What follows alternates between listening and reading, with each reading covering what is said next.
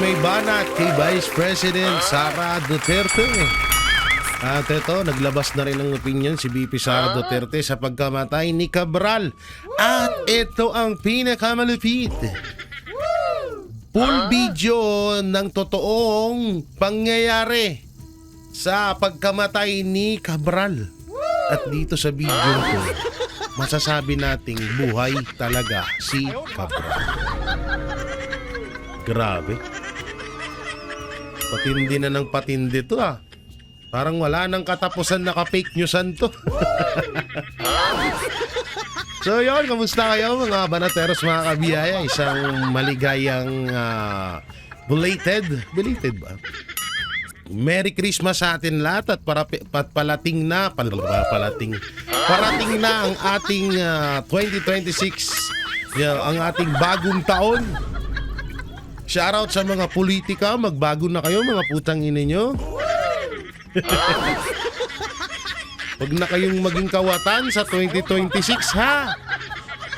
Marami na kayong nakulimbat nung 2025. Puro na, punong-puno na yung mga bangko nyo, mga bahay nyo ha. May mga mansyones na kayo. Ibigay nyo na sa amin itong 2026 na to. Huwag na kayong maging kawatan. Oo, shoutout sa pamilyang Marcos. Palitan na apelido nyo, hindi na Marcos. Kayo ay family kawatan. Patindi ng patindi ngayon at may panibagong niluluto na naman sila sa mga Duterte. Pero sa susunod na mga video natin pag-usapan, dito muna tayo sa banat ni Aiko Melendez kay Vice President Sara Duterte. At dito sa video na ipapakita natin ngayon na kung saan ay talagang posibleng talagang buhay etong si Yusek Cabral. Kaya naman pala sabi ng asawa walang foul play. Kaya pala sabi nung okay lang daw. Wala daw nangyaring foul play. Kaya pala nagtataka tayo na first time ever in Philippine history na yung kamag-anak mo ay natagpo ang patay na ayaw mong magpaimbestiga kasi nakakasigurado ka na ito ay aksidente at walang foul play. You eating my nerve. You eating my nerve. Grabe na to. At syempre, bago tayo mapunta dun sa mismong mga main topic natin, mapunta muna tayo dito. At eto nga yung kay yung kay Saldico. Buhay pa nga ba? O, patay na. Patay. At yung etong kay Congressman Libiste. Siguro sa susunod na lang na video. Hindi ko na lang ipapakita sa inyo ha. So eto. Ayan na nga. Ang nag-iiyakan po ang mga tansuan ngayon dahil sa kanilang walang tulugan na ka-fake newsan. Bagsak pa rin po at lumagapak sa panga ngiwi ni Marcos Jr. ang kanyang 3%. 3 na tapos minus pa. You eating my nerve. Tangina, nakakaya no? 3% na nga lang, minus pa. Kawawa si Marcos. Guys, kahit paano naman magsinungaling kayo. Guys, kahit paano magpanggap kayo na na may tiwala pa rin kayo kay Marcos. May tiwala pa rin kayong addict siya. Tangina. Trust rating ni VP Sara tinambakan ang kay Marcos Jr. Bumaba sa 3% ang net trust rating ni President Marcos Jr. habang umakyat naman sa 31% ang net trust rating ni Vice President Sara Duterte ayon sa pinakahuling survey ng Social Weather Station or tinatawag na WSW. Grabe, no? Biruin niya, nagtutulong-tulong na niyan, ha? Pinklawan, Dilawan, tas yung mga Pulangaw, diba? 3 grupo nagtutulong-tulong, /NPA. Ay, kasama na pala sa mga Dilawan yun. Diba? Pero, yung si Vice President Sara Duterte, ayan pa rin. Mahal at tiwalang-tiwala ang sambayan ng Pilipino sa kanya. Yan ang presidente namin. Diba? Hindi nasasayang ang ginagawa naming pangkukupal or pangungupal sa mga ka-fake newsan nyo. Hindi nasasayang yung ginagawa namin dito, especially to Banateros Brothers. Hindi nasasayang at kahit puro tadtad na kami ng death threat, alam namin kung nasa tamang landas ba kami o wala. At ito yung patunay na yun. Dahil hindi lang naman to itong tiwala ng taong bayan kay BP Sara. Hindi naman hindi naman si BP Sara makikinabang dito kundi ang buong Pilipinas. Alam niyo kung bakit? Dito niyo makikita yung pagkakaisa rin ng mga Pilipino. Biruin mo ang layo ng agwat ng Pulangaw, oh. Partida kakampi niya pa yung Dilawan at Pinklawan yan. So ibig, hala!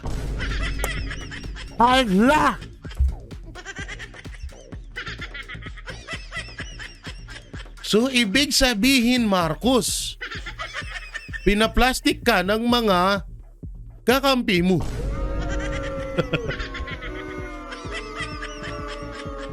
Ha? So ibig sabihin pati kakampi mo pinaplastik ka. Biruin mo 3%. May Dilawan ka. May Pinklawan ka. May may Pulangaw ka. May mga bayarang kang vlogger. Tapos 3%. Ang sagwa nung half. Pati ako natawad doon sa ako eh. Baho pa. Grabe. Ang dami-dami nyo. So, ibig sabihin talaga. Kasi ito hindi ito magiging 3% kung pati ang mga Dilawan, kung pati ang mga Pinklawan, at ang solid na mga Pulangaw supporters or tinatawag na mga Marcos loyalistang tanga. Kung solid pa rin yan sila kay Marcos Jr., hindi magiging 3% yan. Slash minus. Diba? So ibig sabihin nun nito, talagang ginagamit lang po talaga ng mga Dilawan at Pinklawan, lalong-lalo na ng mga makakaliwa, mga NFA dyan. Etong si Marcos, dahil nga alam nila na mapapakinabangan nila. Pero deep inside, motherfucker, is... deep inside, ayaw talaga nila kay Marcos Jr. Gamit lang talaga. Putang ina, 3 na nga lang, minus pa. Dahil mo. Hindi ka mabuwa hindi sa bagay. Hindi alam nyo, diba, palagi natin sinasabi to na walang epekto kay Marcos Jr. Kasi sa sarili niya, magaling siya at alam nyo naman mga ugali ng mga bangag, diba? Ganon. So, para sa kanya, itong 3% na to, fake news. Diba, sinasabi nga daw ni Auntie Claire, ewan ko kung totoo lang yun na etong ratings na daw to ay fake news daw. Ewan ko lang kung sinagot na ni Auntie Claire to. Pero ang masasabi ko dyan, Auntie Claire, sa bagay, wala na kami asahan sa'yo. Oo, wala na. Yung salitang Auntie Claire, nakatatak yan. Kapag sinabi mong Auntie Claire, ang papasok sa isip mo, 3 bagay lang. Tanga, bobo, at fake news. Yan lang, wala na iba. Pag sinabing Claire, Attorney Claire Castro, ang lalabas dyan, tanga, bobo, fake news. Yan lang, wala na ibang maiisip ang taong bayan sa kanya, yan lang. Kaya ayahan na natin. Pero dito nakakaya to. Yun nga lang, hindi to iniinda ni Marcos kasi nga ang mga bangag parang zombie yan. Wala na ding feelings. Kagaya ng katabi mo, wala na siyang feelings sa iyo. Amoy lupa ka na daw kasi. Ay. Sorry. Tangina, no? Hoy, shoutout dyan sa mga vlogger. Putang na, laki-laki ng sinasahod nyo tapos hindi nyo mapangat-angat yung trust rating ng Pangulo nyo. Putang ina. Uy, sayang yung binabayad siya ni Romualdez. Pag ganyan ang ganyan, naku po. Shoutout kay former House Speaker Martin Romualdez, the future Prime Minister of the fucking Philippines. Shoutout po sa'yo. Baon ako po. Kung ganyan, ako po. Dapat binabawasan nyo po yung sahod ng mga vlogger nyo. Kasi tingnan nyo yung epekto, ho. Sa susunod kasi, mas galingan pa. Tapos lagyan ng konting acting. Para naman kapani-paniwala, yung taong bayan medyo maniniwala sa kanila kahit kapiranggot. Hindi yung tawag dito na ang laki-laki ng binabadyo, hindi nyo sila napapakinabangan. Tingnan nyo, oh. Nakakahiya ito. Sa pinsan mo, Martin Romualdez. Ang laki-laki ng pondo nyo sa mga vlogger, biruin nyo 400 million para lang sa mga vlogger. Tapos ganito lang yung patutunguhan na trust rating. Ay nako Marcos, ako sa'yo Marcos, baka inuunti-unti ka na ni Romualdez. Nako, baka talagang ginagapang ka na rin ni Romualdez sa mga vlogger niya. O baka sinisiraan ka na din. Nako, kung ako sa'yo, Marcos Jr., ipaimbestigahan mo din yung pinsan mo. Baka mamaya inuunti-unti ka na. Alam naman na natin ng playbook ni Martin Romualdez na pagkatapos nilang pabagsakin ng mga Duterte, isusunod ka din. Nako. Kung ako sa'yo, nako. Ang mga demonyo pa naman, galit din yun sa kapwa demonyo. Oo, kung si Satanas nga, kakambal niya si Lucifer eh. Iisa lang yun, di ba? Kaya ako sa'yo, mag-ingat din ako. Mukhang nagkakadigmaan na yung magpinsan, no? Naku. Kawawa si Marcos, oh. Alas nagngingiwi na yung panga sa kaka-update, di ba? Tapos 3% yung ratings. Ay! Utang inang yan. Mga ganun na yun. Ganun na sa hello children. Ganun na eh. Tapos 3% lang. Nakakahiya.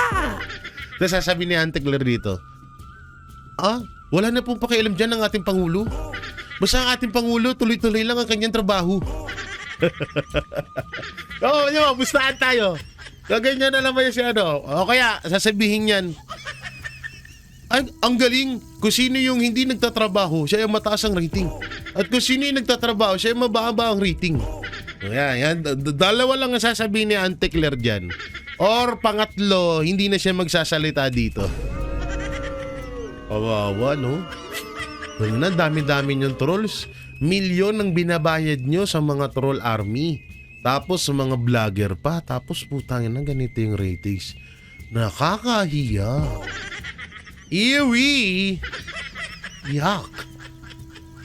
Kawawa naman si Marcos. Kulang na lang mag-update siya sa mga lalabas sa Netflix eh. Tapos 3%. Masakla pa doon, may minus pa. Ay! Wawa Marcos! Lagi nag-a-update para lang mapagkatiwalaan ulit ng mga Pilipino. Pero wawa Marcos, punta pa rin sa 3%. Ay nako. Pakiramdam mo minsan pinsan mo Marcos, baka tinatarantado ka na. Nako, delikado yan. Ito pa isa. Sabi ni Sabi ni PCO Sec Dave Gomez, hindi pala sa Pasko, sa New Year, siguradong mayroon ng makukulon ayon sa palasyo. Surely.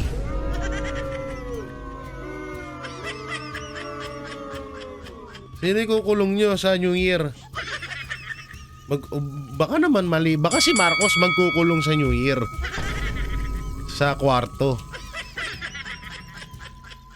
Hindi, baka si Diskayan na yung tinutukoy ni Marcos Jr. na makukulong na kayo. Kasi yung mga engineer, pero sa Congress, sa mga ilang mga politikong sikat, hindi walang makukulong. At siguro baka siguro si etong si Saldico, yan yung mga tinutukoy siguro ni Marcos na makukulong. Oh. Surely na daw, surely may makukulong sa bagong taon. Sino na naman kaya to? O eto, sabi ni Atty. Vic Rodriguez, 3% opos na mandato. Sa pinakabagong survey, negatibo na ang trust rating ni Bongbong Marcos Jr. Malinaw at walang alinlangan ng mga mensahe ng mga Pilipino na wala na silang tiwala sa kanyang kakayahan mamuno at magbangkaroteng bangkaroteng administrasyon. Wala talaga. Unang-una, hindi lang sa mga project, sa mga proyekto, maaano ho tayo na mawawalan talaga tayo ng tiwala kay Marcos Jr. yung mga pangako niya na hindi niya natupad. Diba? Asan na yung bigas? Hanggang ngayon, biglang nawala na yung pabigas-bigas nila. Binibenta na nga lang diba? Ang pangako, ibababa sa 20 pesos per kilo ng bigas. Ang ginawa, nagbenta sa kada may bagyo lang. So marami. Tsaka yung mga lumalabas. Yung mga lumalabas kay Marcos Jr. na mga salita. Kasi nga una-una, 'di ba? At yung isa pa yan, yung pasabog ni Amy Marcos. Na-addict nga tong magpamilya na to. 'Di ba? Wait lang, hatching lang ako. Woo! Baho talaga ni Marcos. Hanggang dito, amuyin ko 'Di ba? Yung pasabog ni Amy Marcos, yan isa pa yan. Ano pa ba? Maraming bagay na mawawalan ka talaga ng tiwala kay Marcos Jr. At isa pa niyan, yung mga ginagawa niya tas yung pinakamalala pa dito, si Auntie Claire. Yung mga ka-fake newsan ni Auntie Claire na ginagawa. Isa yan sa nagpababa ng rating si Marcos Jr. Sasabi naman na ni Marcos, wala naman na akong pakialam dyan sa ratings yan, nandito naman na ako. Yun ang akala nyo. Kaya kung sino man na kandidato ang didikit kay Marcos Jr. sa 2028 para magpa-endorso, putang ina, huwag ka nang tumakbo. Huwag na. Tingnan mo nga sarili niya, hindi niya mapataas Papanalo ka pa niya. Kupal ka ba? Lul! Ay, lako. Dito tayo. Ay, eto malupet. Sabi ni Kiko Barsaga, si Gov. Vilma Santos ay halimbawa ng lahat ng mali sa politika sa ating bansa. Binulag ng sariling yaman sa mga hinaing ng taong bayan. Alam nyo to, ako iniidolo ko po si Luis Manzano. Iniidolo ko po yan, lagi ako nanonood sa mga vlogs. At nakasama ko na rin yan one time sa isang show noon. Nung ako ay artista pa lang. Ay, joke lang. Joke. Kasi, sobrang approachable na tao. At, yun, sa pagiging komedyante ni Luis Manzano. Pero, etong ginawa ni Vilma Santos, itong sinabi niya, na ngayon ay tinatanggi niya na.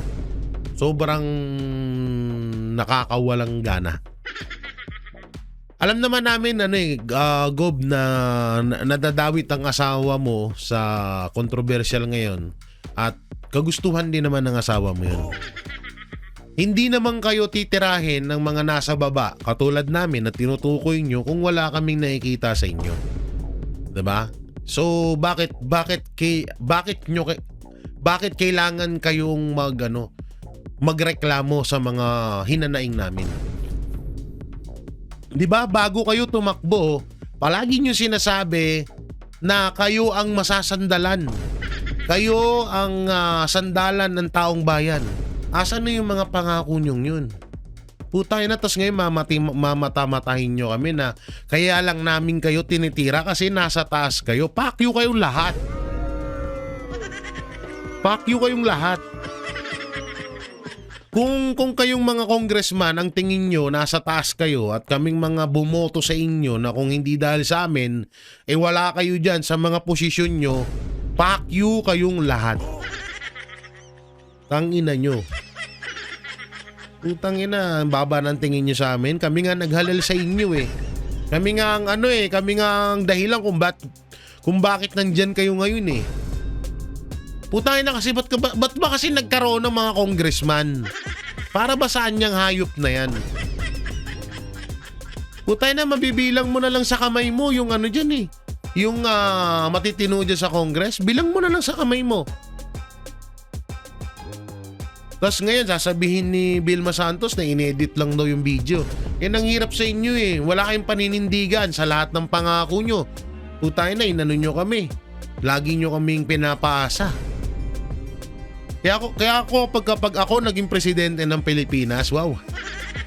Pag ako naging presidente ng Pilipinas, yung Congress, tatanggalin ko yung hayop na yan eh. Wala namang silbi yan eh. Anong silbi ng Congress? Aber, tanong ko nga kayo. Diyan nagsisimula. Hanggat may Congress, diyan hindi mawawala ang nakawan sa lipunan. Lalo't bulok pa yung sistema ng leader. Diba? Na walang kinakatakutan. Hindi natatakot ang Congress ngayon dahil walang kwenta yung leader. Kaya itong mga to, grabe itong magmataas, grabe mangmata sa mga ordinaryong Pilipino dahil nga nasa kapangyarihan sila. Putay na, paano pag naging mga presidente pa yung mga yan? Maging mga senador. Di mas lalong kagrabe ang ugali ng mga yan. Grabe, no? Kaya doon sila tinitira kasi nasa taas sila at nasa baba kami. Tapos sasabihin, edited lang daw yun. Gago ang puta. Lakas ng tama mo, te. O, eto. Yusek Claire Castro magmumukhang umanong tanga. Ikinakalungkot kung sabihin ito na ito, ngunit magmumukha siyang tanga dahil si Sec Vince Dizon, ATBP or sa DPWH pati ang ilang mga kongreso ang magkukumpirma sa pagiging tunay ng mga file ng aking mga ina-upload. So ibig sabihin, kine-question ni Auntie Claire yung mga files na hawak ni Libiste. Puta, Auntie Claire, hindi trabaho ng palasyo yan. Gagawa ba? Hindi trabaho ng palasyo yan, huy. Ano ka? Taka na mana lang talaga to. Kung si Marcos Jr. pati yung sa SS ina-update. Ikaw naman lahat ng issue sa Pilipinas pinapakailaman mo. Anak lang timang to. Buwisit ang puta. Oh, magmumukha ka palang tanga eh. Naku, magandang laban to. Magtatalak to si Auntie Claire. Hindi, Auntie Claire, ganito na lang. Labanan mo na lang ng debate si Attorney Rowena Guanzon para mapatunayan mo sa amin na talagang tama ang mga sinasabi mo. Dali, balingkera versus sa matalinong biradora. Yan. 'Di ba? The attorney palingkera versus attorney baradora. Oh, yan ha. Punta na, ewan ko na lang kung di ka mga mote kay Attorney Rowena Guanzon. Baka abutin ka ng siyam-siyam dun. Siyam-siyam na nga utak mo, siyam-siyam pa nga abutin mo dun. Wala pa nga, hindi mo pa nga nakikita. Tsaka hindi trabaho ng isang Yusik yan na magbigay ng opinion sa issue ng iba. Hindi trabaho niya yan. Anak ng timang ka. Sa bagay, wala kasing ito naman kasi si Marcos eh. Bigyan mo naman kasi ng trabaho si Auntie Claire. Kung saan tuloy pumapasok na issue. Wala siyang mai-report. Wala siyang mai-report kung ano yung nagawa ni Pangulong Marcos. Kung anong nagawa ni Marcos Jr. Kung anong mga natapos na. wala siyang ma-report. Yan tuloy, nag-ano na lang siya, nangihimasok na lang siya sa issue na hindi niya naman dapat pangimasukan. Ulul. Ito pa, oh. Retired B. General Rolando De Leon. BBM, hindi pa ba tinatablan ang mukha mo niyan? Ayaw sa'yo ng mga Pilipino. Sakit, no? Alam mo, General, sir, hindi na yan. Hindi na tinatablan yan. Yung ikaw nga lang sabihan kang adik ng isang tao. Sinabihan kang adik ni Pangulong Duterte. So anong iisipin mong feedback sa'yo nun? Dapat patunayan mo yun, di ba? Dapat supalpalin mo yun, di ba? Hindi niya ginawa. Hindi niya kayang ipagtanggol yung sarili niya dahil totoo. Hindi siya nagpa-hair follicle test dahil alam niyang malalaman ng taong bayan yung pagiging adik niya. Doon pa lang hindi na siya nahiya. Eto pa isa. Sinabi ng mismong kapatid niya na adik siya. Pero hindi pa rin siya nahiya. Hindi niya pa nga nagawang magpa-hair follicle test kahit mga anak niya hindi niya makumbinse. Kahit asawa niya hindi niya makumbinse. Kapatid niya na mismo ang nagsabing adik silang magpamilya. Diba? Hindi siya tinablan ng hiya nun. Sa harap ng ilang libong tao sinabi yun. Hindi lang ilang milyong Pilipino ang nakaalam nun. Diba? Live nang sinabi yun. Hindi siya nahiya. Sa halip sinabi niya hindi niya daw kapatid yung napanood niya sa TV. Diba? Excuse me. Kaya tapos ngayon sasabihan mo na hindi ba tinatablan ng hiya etong si Marcos? Hindi na yan. Wala na nga wala na. Lusaw na ang otak nga ni Nakakasyabo. Kaya wala na otak. Wala na otak, wala na hiya. Utang na Eto pa isa. Kung may respeto ka sa sarili mo, kung kailan haharap ka sa bata tsaka ka babatak.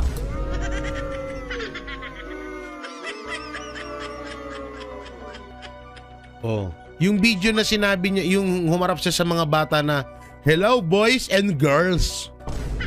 'Di ba? Gumaganon. So ibig sabihin, bumatak muna bago humarap sa mga bata. Doon nga hindi siya nahihiya, yung galong-ganon niya. Hindi, alam nyo hindi mannerism yun. Iyon ay side effect ng mga adik. Meron pa nga niyan yung gumaganon yung mata. Tapos yung maganon-ganon, no? Yan. Mga side effect ng mga adik. Ang dami ko na rin nakikita niyan. Kaya yung mga loyalistang tanga dyan, sasabihin nila side effect daw. Side effect, mannerism lang daw yun. Putang yan ang mannerism niya ng sagwa. Gaganon. Tapos gaganon bigla ng mata. Mannerism, putang ina. Kaya ako sir, itong sinasabi mo, hindi na yan tinatablan. Sobrang kapal na ng mukha niya ni Marcos. Tignan nyo. Tignan mo ang nangyayari. Kung ako may hiya ako, aalis na ako sa pwesto. 3% minus pa. Ang inang yan. Diba? 3% na lang. May minus pa. So, ang ibig sabihin ng 3% na may minus pa, 0. Yan ang ibig sabihin niyan, 0 na yan.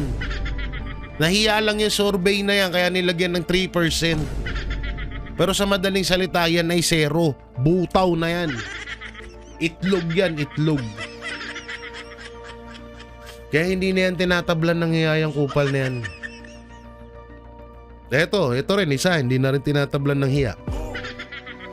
Nasa na ang Vince Dizon ng September na tumawag kay Yusek Cabral para ipabigay sa akin ang mga files in the spirit of transparency. Putang ina, eto na. Nagkakabistuhan na talaga. So ibig sabihin, inutusan or sabihin na natin inutusan. na ibigay kay Congressman Libiste ang files ni Vince Dizon. Pero si Vince Dizon hindi niya ibinigay kay Libiste. So ibig sabihin, kaya pala ganito na magsalita din si Vince Dizon, biglang nag-iba na rin ang ihip ng tumbong nito. So ibig sabihin, isa na rin pala talaga ito sa lihitimong puppet ni Marcos Jr. Okay, gets ko na ngayon. Maliwanag pa sa putang inang araw ni Marcos. Sorry, nagmumura na naman ako. Binabawasan ko na nga yan eh. Ayoko na nga talaga magmura, sa totoo lang. Pero alam ko naman din na gustong-gusto nyo nang magmura kay Marcos na ako na lang ginagawa yung ginagawa yung pamamagitan para makapagmura sa kanya. Pero ayoko talaga magmura, guys. Kaso nakakamura na eh. Lalo na to oh. Makita mo pa lang yung mukha, kamura-mura na eh. Yung sabi nito, totoo ba? Sinabi to ni BP Sara? Taas ko nga. Wait lang ha. Walang nakalagay eh. Hoy, sinabi ba talaga to ni BP Sara? Comment nyo nga dyan sa comment section. Babasahin natin mamaya. Chucky, mas kamukha raw ni Yusek Castro. Ay, umani ng sari-sariang reaksyon online ang pahayag ni PCSO Yusek Attorney Claire Castro matapos niyang ihambing si BP Sara sa manikang si Chucky. Ngunit ayon sa mga komento, putangin na kayari ka dito.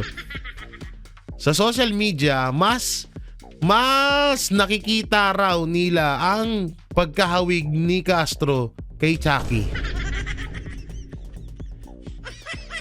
Putangin na Claire, ang tingin mo sa sarili mo, ganda-ganda mo. Gago, nakita kita ng personal, tsurarat ka. Pasalamat ka, pumuti ka. Kung hindi ka pumuti, gago, mukha kang lalaki. Hindi nga ata ako titigasan sa'yo eh. Sorry sa words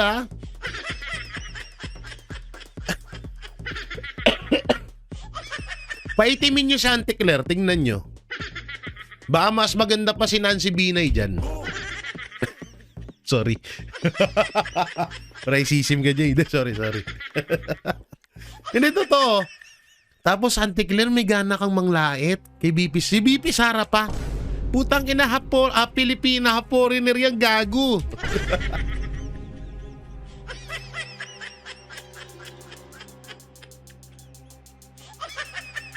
Wala na to si Auntie Claire. May sapak na din to sa utak. Kaya talagang match siya na mapabilang sa mga puppet ni Marcos kasi pare-pareha silang lahat. So ibig sabihin, si Auntie Claire nagsabing mukhang Chucky daw si BP Sara. Kaso nag-backfire. Imbis na kay BP sumang-ayon ng netizen na sa sinabi niya, putangin na siya pa yung dinumog.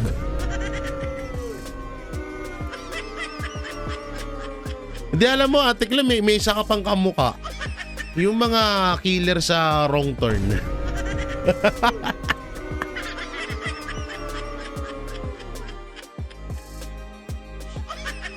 Tayo na, mas maganda pa nga sa'yo yung Chucky na babae. May mas utak pa sa'yo yun. Tayo na to si Auntie Claire, lakas ng loob, no? Adi ka na rin ba? Wow. Ito pang isa. ito nung nakaraan biglang nagngangawa tong bayot na to. Sabi niya, sa Davao City ang tao ang lumalapit at pumipila sa mga politiko.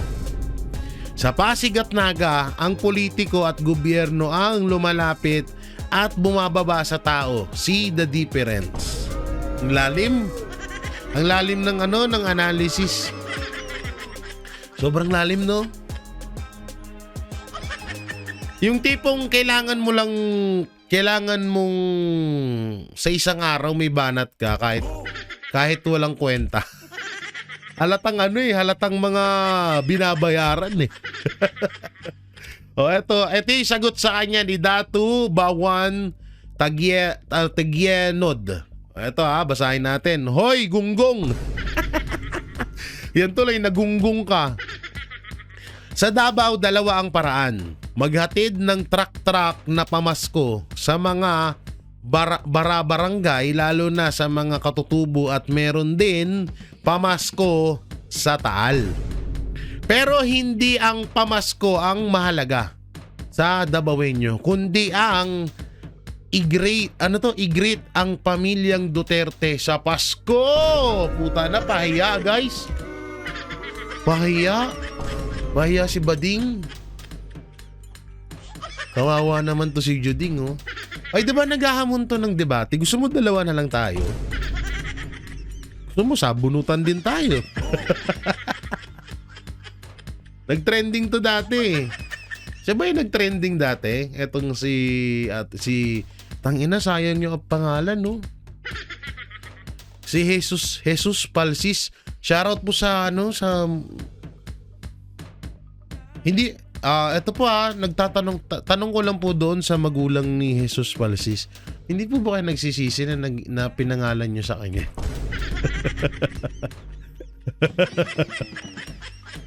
Dapat Jess na lang eh. Nagkakalat na po yung anak nyo. Bukod sa nagkakalat ng kabaklaan, nagkakalat din ng katangahan. See the difference.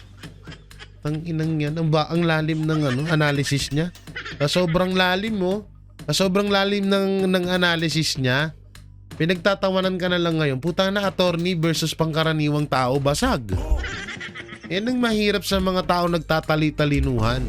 Pag hindi nyo kayang arukin, pag wala kayong magandang analysis or sinasabing mga wala kayong magandang sasabihin, tikom nyo bibig nyo. O tignan nyo, ordinaryong Pilipino na lang mangbabasag sa inyo. Partida, attorney ka pa. Tanginang yan. Paano mga nakapasa ng bar exam to? Di nagtataka na ako. Ilan yan sila? Si Contis, si Claire, siya. Meron pang isa eh. Na attorney eh. Si Chel Jokno, attorney ba yun? Isa pa yun. Tapos, yun. Yung si Chel Jokno, diba? Paano mga nakapasa sa bar exam yan?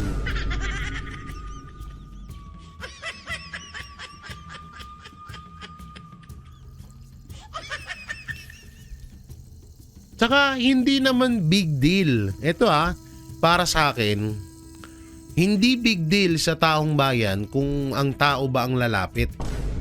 Tao ba yung pipila or yung mga politiko yung lalapit sa mga kabahayan. Hindi naman big deal yun. Ang pinakamahalaga dyan, may ibinibigay. Yun yung pinakamahalaga doon. Hindi mahalaga yung pumila ba, pinapila ba, at maayos yung ibinibigay. Tanginang yung, pati ba naman yung sa mga regalo sa natrak-trak sa Davao, nasisilip nyo pa rin? Palibasa, hindi kayang gawin ni Marcos yan, no? See the different ang puta, tulonggis. Bakla na, boba pa. Ano ba yan? Nakakalungkot. So dito na nga tayo sa isang picture na kumakalat ngayon sa social media. Ito sa kuha sa CCTV kay Yusek Cabral. Ito kasi, ito yung kanyang suot nung namatay siya. Tapos dito iba pala yung kanyang suot. Parang tsinelas na sinuotan ng medyas. At ibang iba rito. Ngayon nga yung sinasabi ng na parang hindi masyadong kapani-paniwala na talaga. At mamaya ipapakita ko sa inyo diferensya niya, no? Mamaya papakita ko sa inyo. At ito nga yung sabi ni Vice President Sara Duterte. Tingin ko makakaapekto ito sa mental wellness ng mga USEC at mga sekretary. Mga sekretary. Dahil yung kapartner ng mga anomalya, mag-iisip na sila kung mahuhulog din ba sila sa bangin. So, sa madaling salita,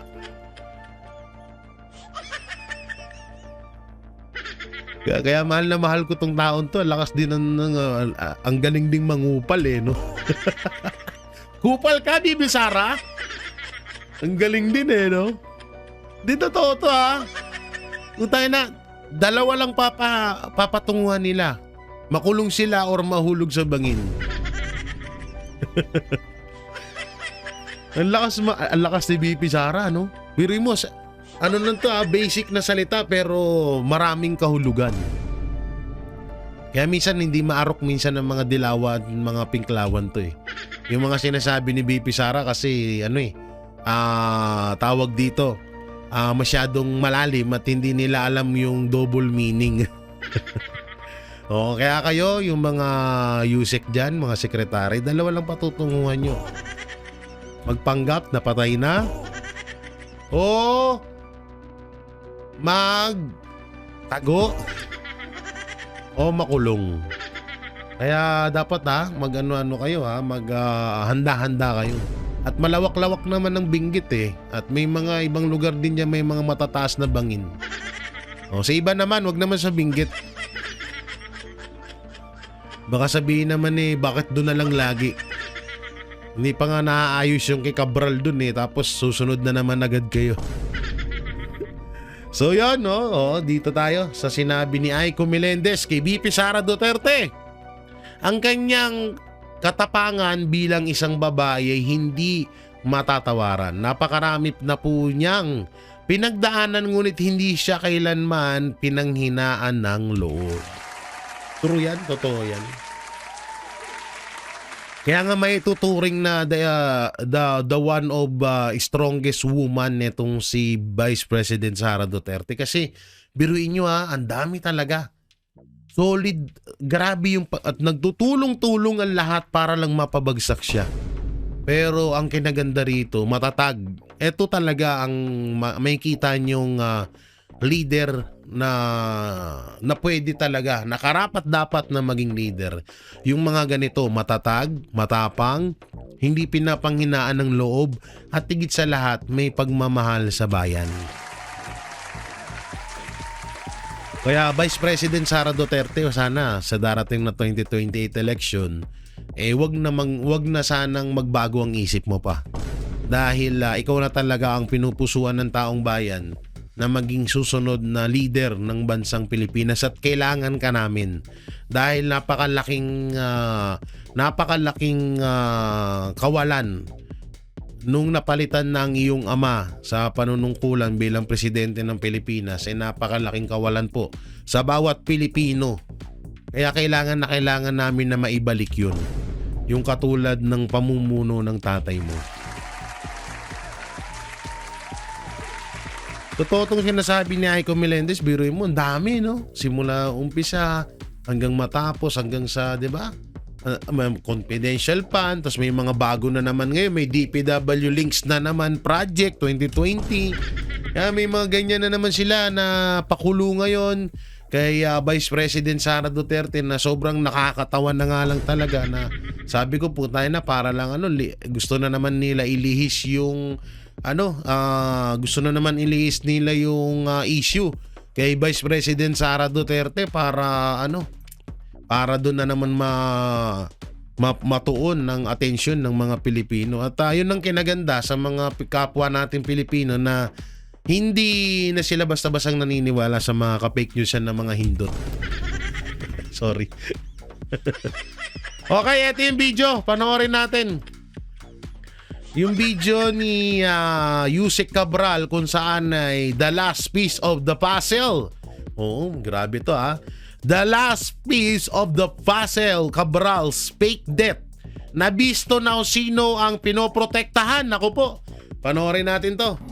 Eto na ang sa tingin ko Shoutout kay Jojo de na Guzman ha. magsosolve sa puzzle dito sa di umano ay pagkamatay or pagpapakamatay nitong si Cabral. Ito na yung the last piece of the story. Kasi kailangan bumalik nitong si mamang driver sa hotel para kunwari ay hanapin ang kanyang boss. Ang nakapagtataka, of course, pumunta ka sa hotel, hinahanap mo yung boss mo. Pero common sense, sabay kayong lumabas. Ngayon, ito, ayan, ano ang dapat niyang gawin? Hindi ho ba ay balikan yung CCTV? Well, of course, hindi naman ganun kadali balikan ng CCTV kasi kailangan pa may permission yan from the head. So, yeah, let's say merong reported na may nawawala, ganun. Hindi natin alam kung sino ang anong ginagawa dito or tumatawag ba o ano. Pero common sense naman, no? Pupunta ka sa reception, tatanungin mo yung kasama mo kung nasaan, sabay naman kayong lumabas. Ngayon, dito pa lang sa time ng reporting na ito, about 5 to 6 p.m. ano, at may nag-report, tinatanong, ayan, tumawag pala siya, may call pala yan. Dito pa lang, upon reporting, di ba dapat alerted na yan? Alerted na ang vicinity na merong nawawala. Tapos, naka-ready na dapat yan na balikan nila yung... Tsaka dito, ang tanong pa dito, bakit sa hotel ka kagad pupunta? Diba? Alam ko kung bakit ginawa to, para magkaroon ng record. Setup na nga talaga to magkaroon ng record na hinahanap niya. Yung parang masabing hinahanap niya amo niya. Record ng CCTV. Although hindi naman dito rin check, no, kasi may kanya-kanyang room, may separate na room ang monitoring ng CCTV. Pero ito kasi, no, yung pagpunta kasi ng driver dyan, kasama kasi yun sa story. Kasi kung hindi siya pupunta dyan, walang magkukumpleto ng kanilang istorya. Which is nakita naman Natumbok natin mo, nung Jojo de pinag-interview. Guzman. Nung in-interview, maalala ninyo yung in-interview siya. Kung saan nagduda tayo, tinanong natin, bakit hindi nila ipakita yung hotel entry, yung booking sa hotel, yung pinag-check-inan? Di ba? So, magtaka ka na meron na silang record ng hotel, yung entry ng hotel, yung pagpunta nila sa hotel, doon sa room, yung paglabas, at yung pagbalik. Kasi, alam nila, basically, natatanungin natin yon. Tinanong din natin na bakit hindi sila mag-interview doon sa mga nandoon, taga roon na malapit doon. Kaya lumabas ito. Ito talagang Sinanay daw. nitong si mamang driver na tumambay banda dyan. Pero hindi naman siya nagpagasolina, di ba? Tumambay lang siya dyan para may masabing, dumaan yan dito. Nakita namin sila dyan. Tumambay yung dalawang yan dyan. Alam nyo, kahit yung sa dashcam, duda din ako dun Duda ako dun sa dashcam na parang setup. Kasi, nung sinabi nila na may mga dashcam daw, i-report daw sa kanila. Puta na, kinabukasan meron na agad ng report unang-una, kung ang driver na dadaan sa Benguet lahat yan ay naka-dashcam. Ilang oras yun bago mahanap yung video na yun? Yun, isa rin yun na nagdududa ako dun sa dashcam na yun. Kasi kailangan yan kasi ang basically natatanungin ng taong bayan. And true enough, lumabas ang mga kagaya nitong interviews. Dito nga yung selfie na ito. Ito, yan, isa pa yan. Isa pa tong selfie na to na talagang matatawag na kahina-hinala. Diba? Nag-selfie para may patunay na iniwanan si amo niya. Ay, nako. So, ayon sa kwento nitong si driver ay 3 p.m. Pero yung mga witness doon, sabi nila alas AM. 10 ng umaga. So kung titignan natin, wala talagang nangyaring balikan dito. Kasi iisang tagpo lang yung selfie nito, Tama. yung pagtambay nila doon, yun ay nung sinita. Kailangan yung kwento doon sa sinita. Pero ito, once lang ito at wala nang balikan. Kasi kung titignan ninyo wala naman na yung time ng, kasi morning pa lang bumiyahe na sila, 10 napadaan sila doon ayon doon sa kwento ng mga witnesses, di ba? Ito kasi gusto lang nilang mag-selfie dito, ipalabas na tumambay nga siya dito, pero walang mga series of pictures, no? Yung selfie ng umaga, di ba, kasi tumambay sila ng umaga doon, pinaalis ng pulis. De, tsaka ito bakit walang CCTV na makuhanan sa bandang Benguet? Yung pag-alis ng driver dyan sa kay Cabral at yung pagbalik. Doon kasi malalaman yun na baka umalis lang tapos sinet up yung oras. Ganitong oras ka bumalik tapos hanapin mo na ako. Una mo ko puntahan sa hotel kung saan tayo nagbembangan. Ay, sorry. Nagbembangan talaga. Diba? Doon. Ganun dapat. Hanggang ngayon, wala tayong makitang CCTV na kuha ng posible naman na hindi nila mahanap yan. Napakalaking balita nito, diba? Ngayon, meron bang mga larawan or litrato in the morning at yung larawan in the afternoon? Let's say sabihin na natin in the morning nag-selfie or in the afternoon nag-selfie. Or in the morning maybe pinicturan or binidyo lang si Cabral. Yung mga ganun ba yung dalawang magkakaiba at magkahiwalay na photos sa phone nitong si Hernandez? Kasi kung wala at iisang picture lang ito, iisang time frame, pwede nila tignan ito sa cellphone ni Hernandez, yung mga picture, photos doon sa camera shots nitong si Hernandez. Kasi doon natin makikita kung talaga nga ba na bumalik sila dyan or nag-selfie lang sila ng umaga tapos ipapalabas nila na ito ay 3 p.m. in the wala nga daw foul play. Sabi ng asawa. Wala nga daw foul play. Wala. Walang foul play. Oo. At yun nga din, tama si Jojo, dapat halungkatin din or imbestigahan yung phone nitong driver na to. Malay nyo, nandun sa usapan nila yung mga gagawin nilang script dyan sa gagawin nila, di ba? Ngayon, sa totoo lang, nung mga una, na napapaisip ako na sobrang depressed ni Cabral, kaya nagpakamatay siya. Habang tumatagal, lumilinaw na parang, alam mo yun, na hindi talaga si Cabral yung namatay doon. Ako po may may takot po ako sa hindi naman totaling phobia. Pero ako may takot sa sobrang taas. Kung ako man kasi si Yussi Cabral may takot siya sa taas May mga takot siya sa mga matataas na lugar. Sino ba naman yung uupo ng matagalan sa kinakatakutan mo? 'Di ba? Sinong tangang gagawa nun? Halimbawa, may phobia ka sa dilim. Bakit kailangan mo pumunta sa dilim? Para pahirapan mo 'yung sarili mo.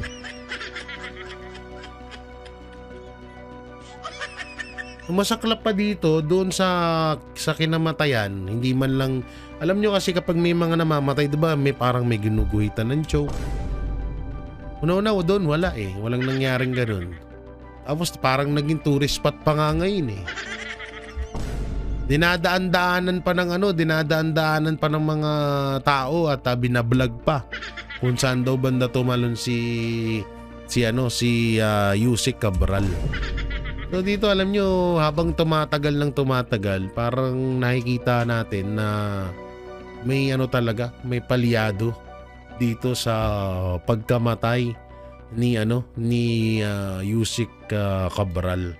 At syempre, eto nga may dito.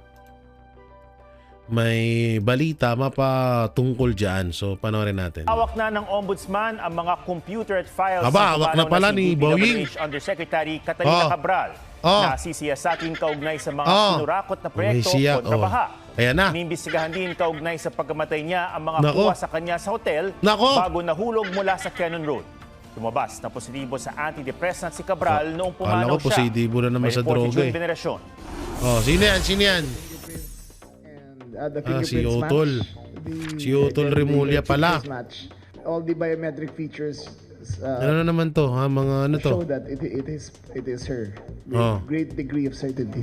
Para sa DILG, walang dudang si dating DPWH Undersecretary Maria Catalina Cabral, ang babaeng nahulog sa bangin sa Cannon Road noong December 18. No. Sabi pa ng PNP, batay sa laboratory tests, nagpositibo si Cabral sa isang uri ng antidepressant drug. May nakuha pang kutsilyo at gamot sa kanyang bag. Ayan, drug na naman. Type or self-protection. While the medications, we secure that. We also took tissues so that we can study if these medications were used. Ilang oras bago siya nakita patay, nakunan siya ng CCTV ng Ayon Hotel sa Baguio City. Okay. Mula sa mag-isang paglalakad niya sa driveway ng hotel, mag-aalauna ng hapon. Oh, Pagdating ng launa. SUV niyang pinaandar ng driver na si Ricardo Hernandez matapos ang 5 minuto. Pag-check-in ng dalawa sa hotel hanggang pagtungtong sa 4th floor. Doon, hinatid ni Hernandez si Cabral sa kanyang suite bandang 1:10 ng hapon. Bago ang pagpasok ng driver sa sariling silid, 1:20 ng hapon. 2:47 ng hapon, kinatok ni Cabral ang silid ng driver. Pumasok doon Nagbimbangan. Ay, at sorry. sabay sila lumabas hanggang Ay, patay! pareho umalis ng hotel. Tapos na. Tapos. Sa puntong yon, hinihinalang dumiretso sila sa Cannon Road bago mag alas 3 ng hapon. Okay. Hindi na nakuna ng pagbalik ng driver ng hotel pasado alas 5 ng hapon at muli niyang pag-alis pasado alas 6 ng gabi bago mag-report sa Baguio Hindi na Police. nakunan. Ba't wala bang mga CCTV dyan? Wala bang mga CCTV dyan? Kalukuhan, di ba? Eksklusibong nakuna ng GMA Integrated News ang nilalaman ng mga CCTV. Pero ang iba ay hindi ipinakita dahil iniimbestigahan ng NBI at PNP. Sabi ni Interior Secretary John Vic Remulla, ang bangin sa Cannon Road kung saan nakitang patay si Cabral ay malapit sa isang overpriced rock netting project. Naku, yun na naman. Base sa investigasyon ay sasabit din ng dating DPWH official. It is usual in jump Utang na, dami nang cases, lumabas na ano suicide nila. attempts when they jump. Tanga na, DILG na, investigador pa. Sana all. They take off their shoes. So it shows the psychological patterns of a jump suicide. Base sa Jump mga ebidensya, suicide. sabi ni Remulla, Okay. pwede nang i-rule out ang foul play at absuelto na raw ang driver ni Cabral. Ay, absuelto na! Absuelto na ang driver ni Cabral. Sabi niya, baka madulas pa to eh. Baka magkamali pa na ng salita sa script eh. Wag natin si asawa ni Cabral. Delicage. Pero kailangan pang masuri ang nilalaman ng cellphone ng dating opisyal. Para makuha ito, nag-apply na ng search warrant ang PNP sa korte. Ang gagawin mo ngayon, sa baso? hawak na ng ombudsman ang mga computer at files si Cabral. Sa bisa ng serpina ng DPWH, kaugnay sa investigasyon sa mga kinurakot na flood control project. Sabi ng Assistant Ombudsman Nico Clavano, selyado ang CPU at mga file hanggat di sumasalang sa digital forensic examination. Kasama rito ang mga request ng mga opisyal habang inihahanda ang National Expenditure Program sa nakalipas na 10 taon bago mamatay si Cabral. So ibig sabihin, hindi nyo gagawan pala ng paraan niya kung hindi namatay si Cabral. Hindi nyo yan kahalongkatin, no? Ang galing. Turo niya raw sana ang mga dawit na mababatas. Lalo't lumabas sa magdinig dati sa Senado na si Cabral umano ang kumakausap sa mga mambabatas kung may proyekto silang nais ipasok sa national budget. Okay. Sinasabing si Cabral umano ang namahala sa pamamahagi ng allocable funds. Si Cabral naman ang panibagong mastermind. pondong inilalaan para sa mga proyekto ng mga mambabatas. May kopya na raw ng tinaguriang Cabral Files si Batangas 1st District Representative Leandro Leviste. Nanghihinayang nga ako na parang hindi masyado kasing kilala si Yusek Cabral ng publiko noon, kaya hindi masyadong na-pick up yung panawagan na protektahan siya. Pero tanong ni Bicol Saro Party List Representative Terry Ridon, bakit hindi raw ito agad isinapubliko? Palagpan ni Ridon. Dapat nga una mong tanongin bakit hindi kinuha agad yung mga files kay Cabral eh. Dapat ang unang kumuha noon sila Marcos, di ba? O kahit hindi si Marcos, kahit ang DILG o kaya ang ombudsman, kung sakop pa ba ng ombudsman yung ganung gawain. Di ba? Pati siya, ginawit daw ni Leviste. Super sinungaling. Super sinungaling, fuck you. Ayoko nang panoorin to si Kokay. Childhood ko si Kokay pero nainis ako dito kay pangalawang Kokay na to. So yan mga banateros, mga kabiyaya, na pong maiko-komento nyo ho dito na etong fake death nga naman, fake death daw ang pagkamatay. Fake daw ang pagkamatay ni Yusek Cabral. At dito nga sa mensahe ni Aiko Melendez, i-comment nyo lang po dyan. Excuse me. I-comment nyo lang po dyan sa baba at ating babasahin yan. At don't forget to like, share, comment and subscribe sa ating YouTube channel. Pipindot na lang ni po yung bell button para lagi kayong updated sa ating mga video araw-araw. Mega love shoutout sa lahat ng OFW hero abroad, saan man panig ng mundo, at sa ating mga mahal na senior citizen na patuloy, at sa ating lahat ng mga viewers sa patuloy na sumusuporta sa Banateros Brothers, SMNI, sa pamilyang Duterte, kay Pastor Apollo Kibuloy, at sa aming mga Banateros Brothers. So yung maraming salamat. Ingat po kayo palagi. God bless and peace and bye-bye.